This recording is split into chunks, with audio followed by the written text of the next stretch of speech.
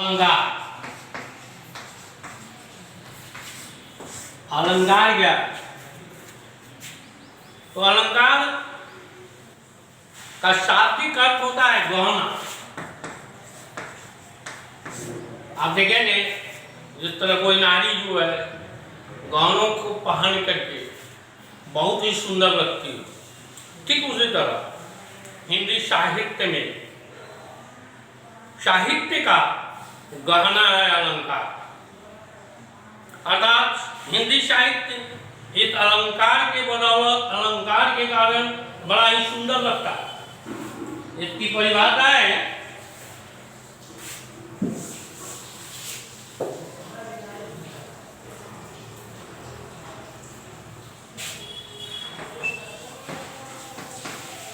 शब्द या अर्थ की उस विशेषता को, शब्द या अर्थ की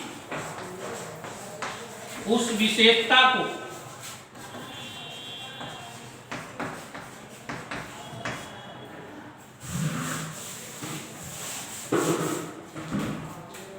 अलंकार कहते हैं।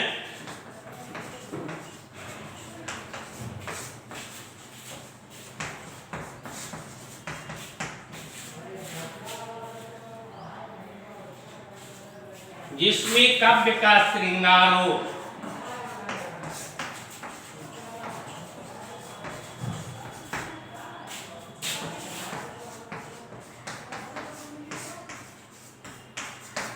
अब देखिएगा हिंदी साहित्य में दो रूप है, एक गद्य साहित्य और एक पद्य साहित्य। अलंकार तो दोनों में होता है, लेकिन आपको किताब के लिए काव्य की ही प्रधानता मानी जाती है। काव्य के रूप में श्रृंगार प्रधान है। काव्य में श्रृंगार की प्रधानता दिखाई देती है। अर्थात कहने का अर्थ है कि पद्य साहित्य में आपको उदाहरण जो देना है वो पद्य साहित्य के माध्यम से ही अलंकार को पढ़ना है। अब हम आपको बताते हैं कि अलंकार दो तरह के होते हैं। अलंकार के भेद, पहला है शब्दालंकार, दूसरा है अर्थालंकार।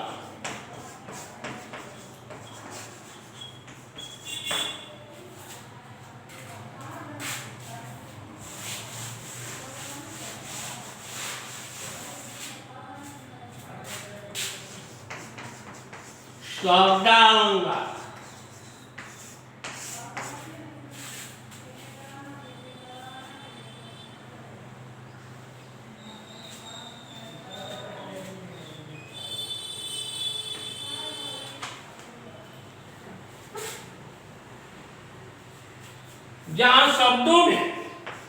जहां शब्दों के कारण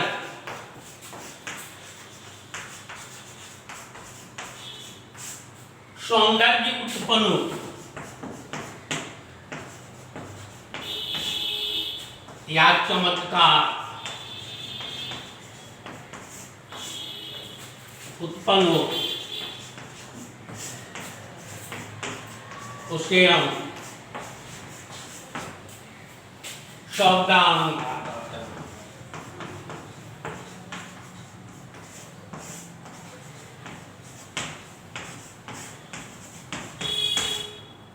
शब्दालंकार जो है तीन तरह का है। शब्दालंकार पुराने बाद में आप देखेंगे कि भेद देखिए तीन है। पहला अनुप्रास, दूसरा है यम और तीसरा है क्लेश।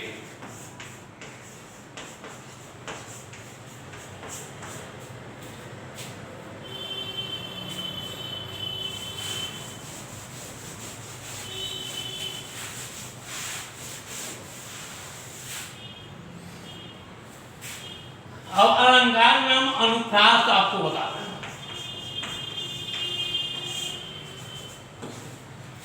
जहां वर्णों की आवृत्ति,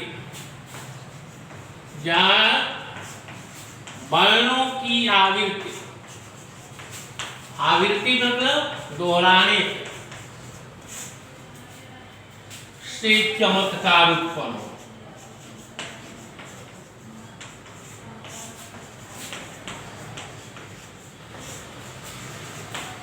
उसे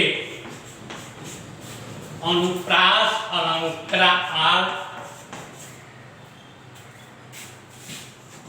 अलंकार कहते हैं।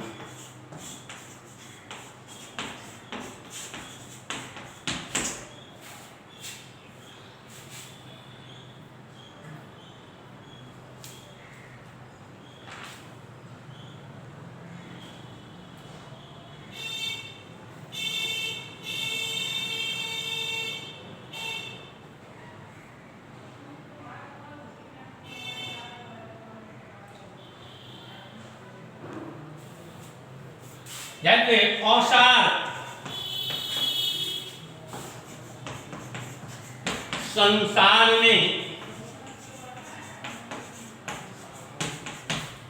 औसार संसार में सार चार, ये जो है एक चौपाई का आधी पंक्ति है। असार संसार में सार चार, सार सा, यहाँ सौ वर्ण से शुरू हुआ, सवर्ण सवर्ण, दंत सौ वर्णों की बार बार आने से क्या हो रहा है, इसे जो है हम कह रहे हैं अनुप्रास, सलिल,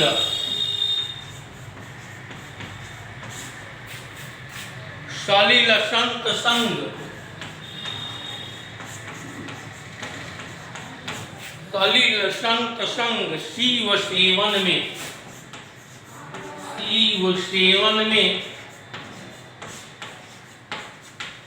काव्यों में कुछ इधर उधर परिवर्तन होता है, कालम पुस्तक की जगह पर दंत का प्रयोग किया गया है, लेकिन आप इससे चिंतित नहीं हो, काव्य में ऐसा होगा।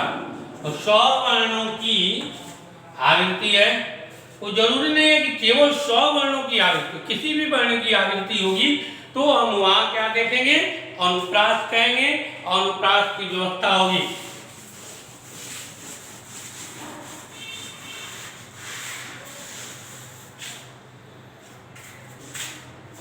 यमक,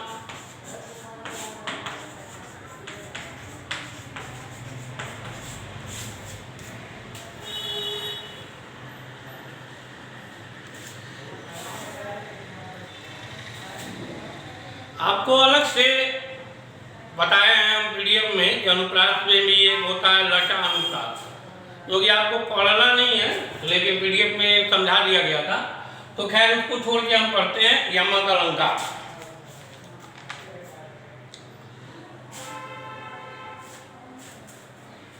जहां शब्दों की आवृत्ति से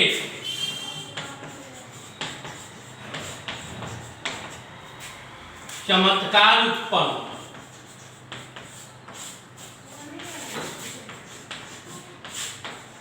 हो, लेकिन अर्थ अलग अलग हो।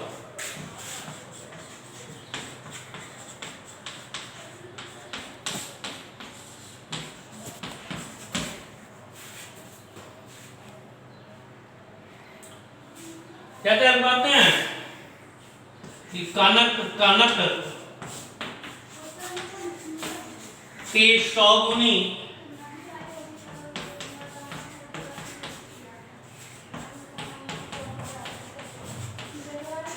मां दत्ता अधिकाय,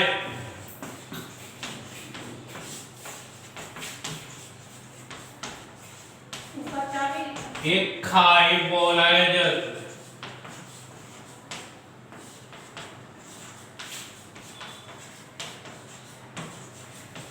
एक पाए बोलाए।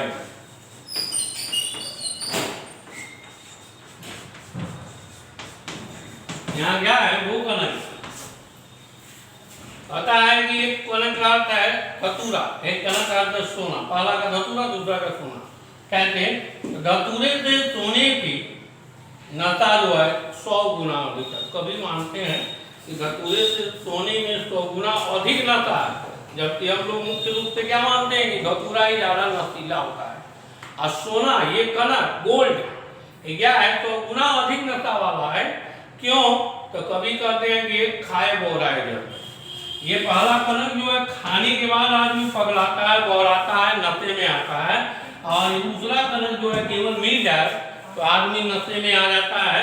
इसलिए सभी कहते हैं कि पहले कनक से दूसरे कनक में ज्यादा ही नशा होता है।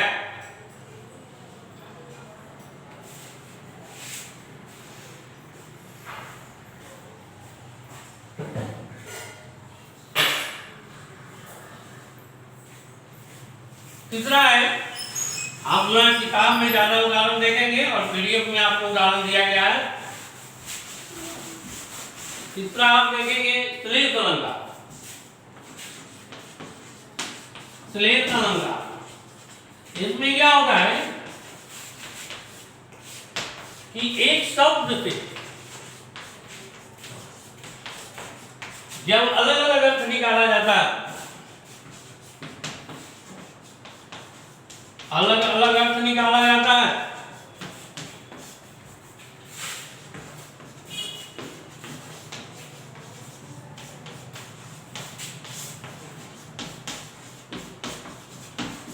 वहां श्लेष अलंकार होता है।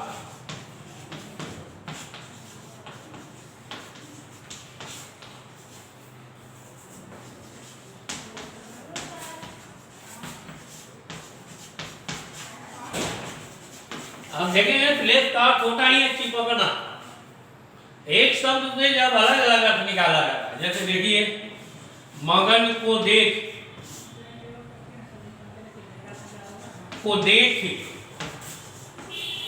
पट देती बार बार है।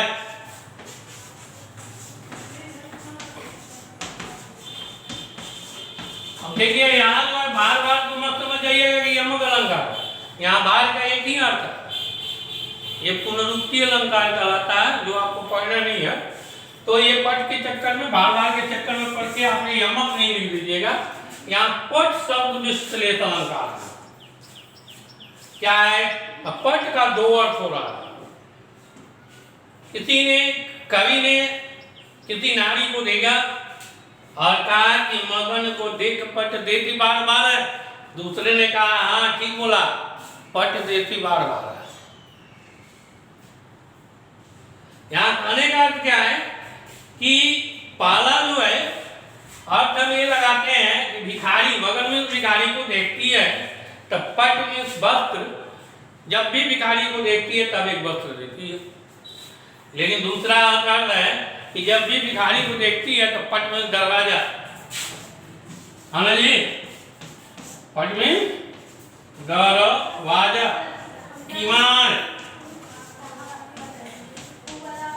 कीमान मुख्य रूप से तो दरवाजा क्या कर दिया, बंद कर देती है।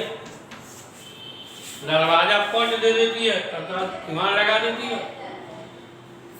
और इस तरह से यहाँ अर्थ जो है एक शब्द में एक से अधिक अर्थ छुपा हुआ है, जिसी को हम कहते हैं श्लेष अलंकार। देखिए एक बहुत सुंदर पंक्ति है कि चरण धरत चिंता कलत चितवत चारों ओर,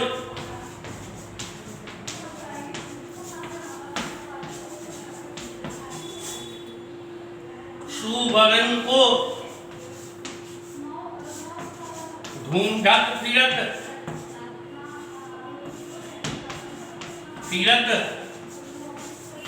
कवि विचारी चोर।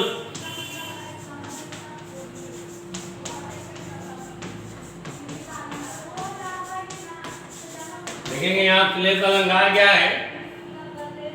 सुवर्ण शब्द में श्लेष अलंकार बना, चरण धरत चिंता करता, एक कदम रखता है तो सोचता है कौन कौन, कभी भी, व्याभिचारी भी, अर्थात गलत आचरण वाला व्यक्ति और चोर। ये तीन जो हैं एक कदम रखते हैं तो चिंता करते हैं, चारों ओर चितवत चाहूं और चारों ओर उचक उचक कर देखते हैं। किस चीज के लिए? तो सुवर्ण को लिए, सोने के लिए। कभी व्याभिचारी और चोर तीनों जो है चिंता करते हैं, उचक उचक कर देखते हैं, ध्यान देते हैं। अब यहाँ सुवर्ण का अर्थ क्या क्या होगा? तो कवि के लिए सुवर्ण का अर्थ होगा सुंदर वर्ण, अक्षर अर्थात पद। कवि किसी भी चीज को देखता है वो क्या करता है? पद में बनाने का प्रयास करता है सुवर्ण। व्याभिचारी का अर्थ के लिए क्या आएगा? सुंदर शरीर। किसी नारी का सुंदर शरीर देखकर, या नारी है तो पुरुष का, सुवर्ण देखकर व्याभिचारी व्यक्ति, नारी या पुरुष क्या करता है? सुवर्ण सुंदर शरीर की ढूंढ करता है, खोज करता है। और चोर के लिए यहाँ सोना है, गोल्ड है ना, तो क्या करता है? यह जो है चोर जो है सोना ढूंढता है चल के। इस तरह से आप देखेंगे कि सलील अलंकार एक शब्द के आने से अनेक अर्थों को प्रयोग कर सकता है, कम से कम 2 अर्थ तो जरूर दे देता है। इस तरह हम सलील अलंकार कहते हैं। चलिए अगले वीडियो में आपको वीडियो में पढ़ाया जाएगा अर्थालंकार। धन्यवाद। मेरा फोटो कम लिया।